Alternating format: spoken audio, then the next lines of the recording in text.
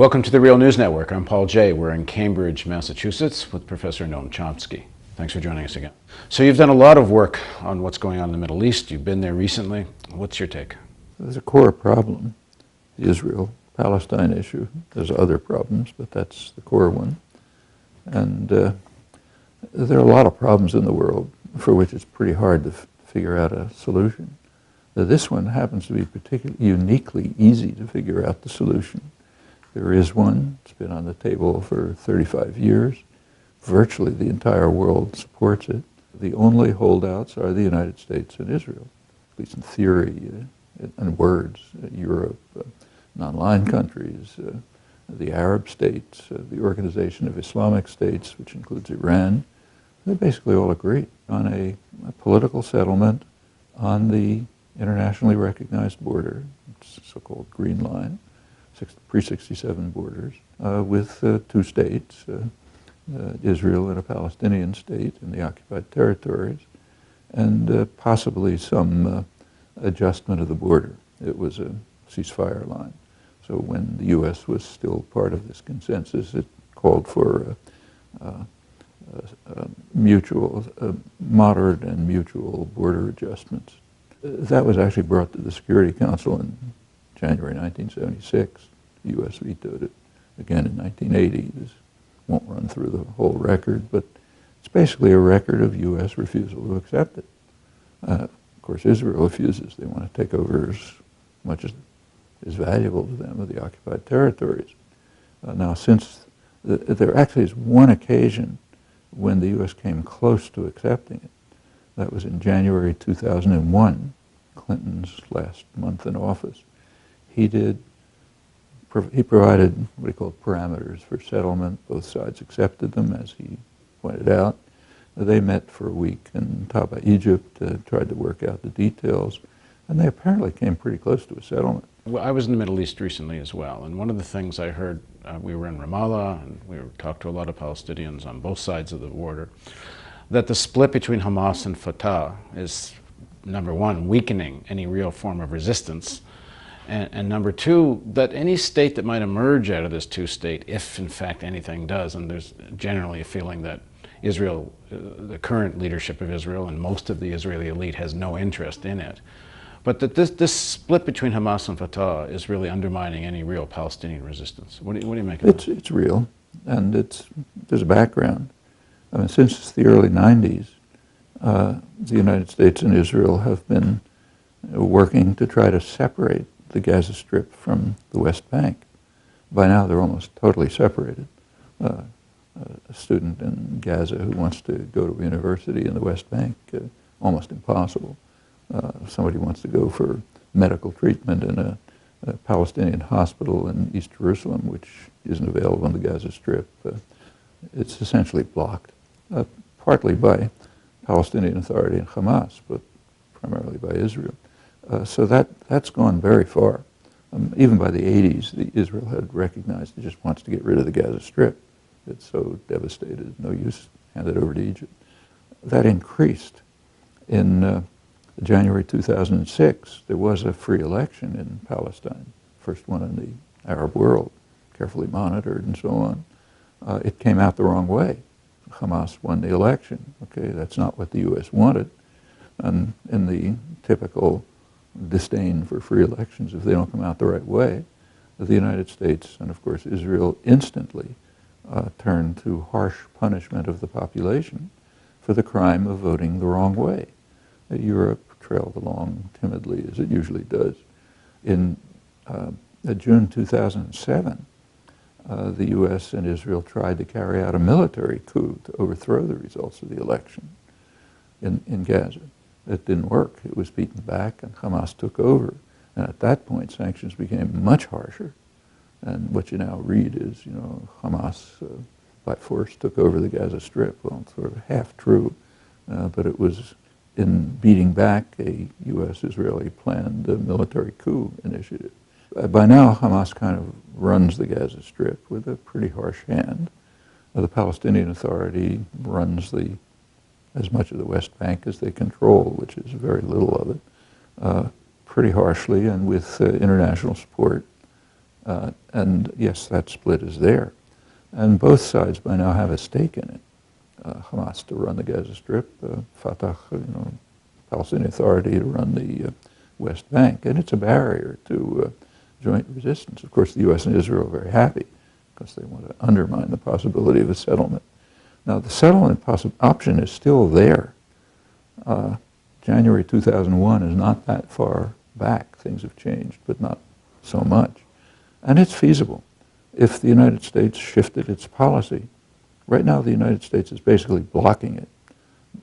Blocking it not in words, they say, yes, we want it. But they're blocking it by providing decisive military, economic,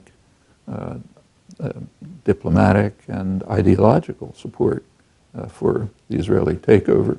Ideological means, well, it's the way it's presented and discussed and so on. Our most cherished ally. Yeah, but and it's significant. I mean, by now Israel, the settlements occupy over 40% of the territory. About 60% of the territory is called Area C, is under the control of the Israeli army.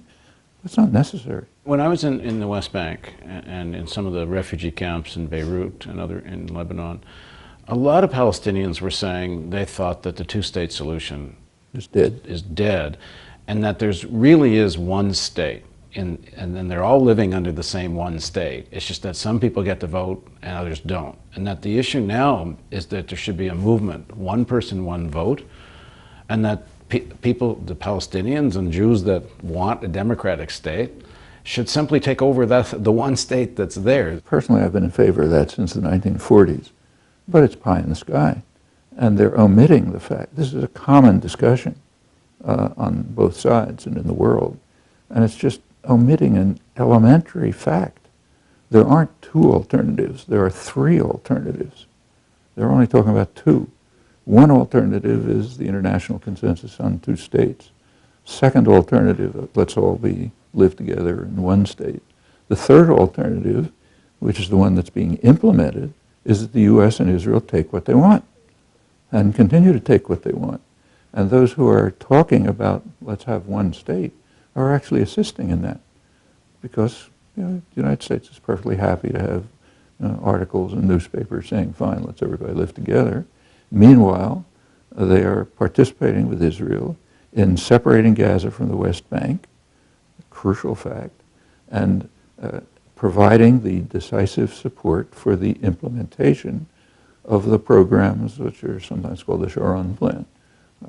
Take over whatever you want in the West Bank, everything behind the annexation wall. It's called separation wall. It's basically annexation.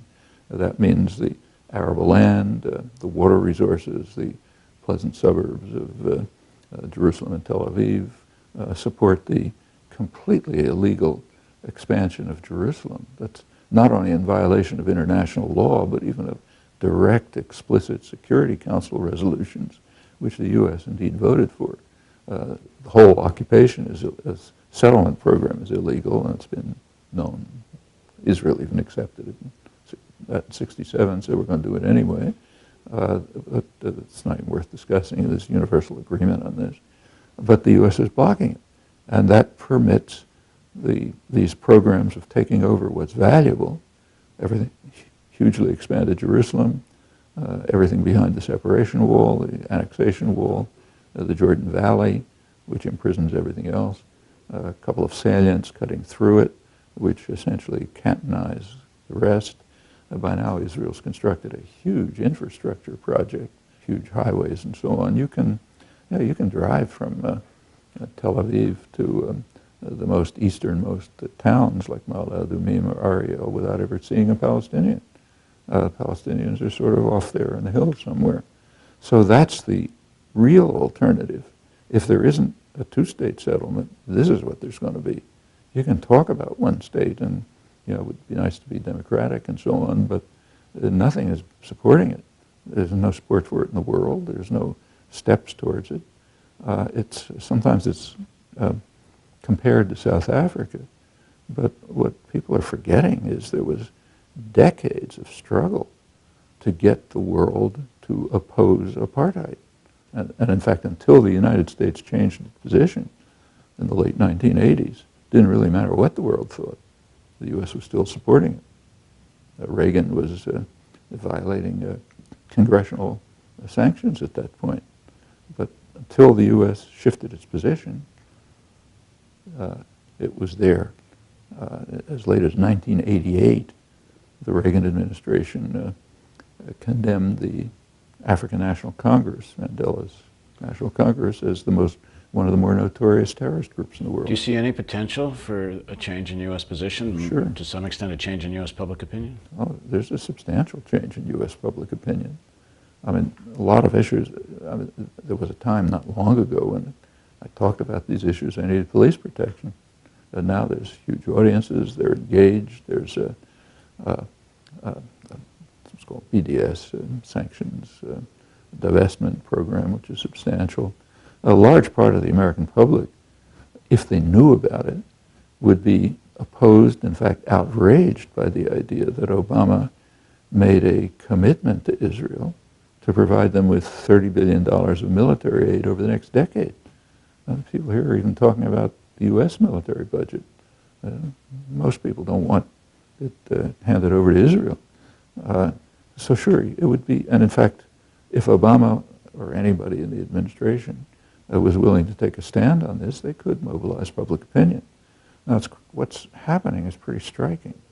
The strongest support in the media, the most extreme support for Israeli expansion and aggression, is the far right. It's the Wall Street Journal, much more than, say, the New York Times. In the political system, it's the Republicans, the party of big business, even more so than Democrats too, but they're more so. And in fact, the military industry, high-tech industry, and so on, they think this is fine. They're investing there.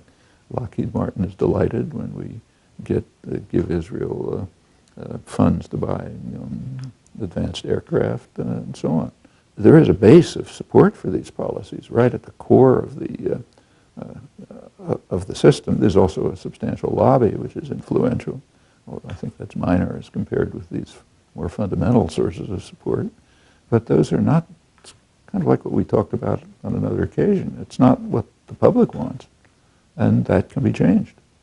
Thanks very much for joining us. And thank you for joining us on the Real News Network.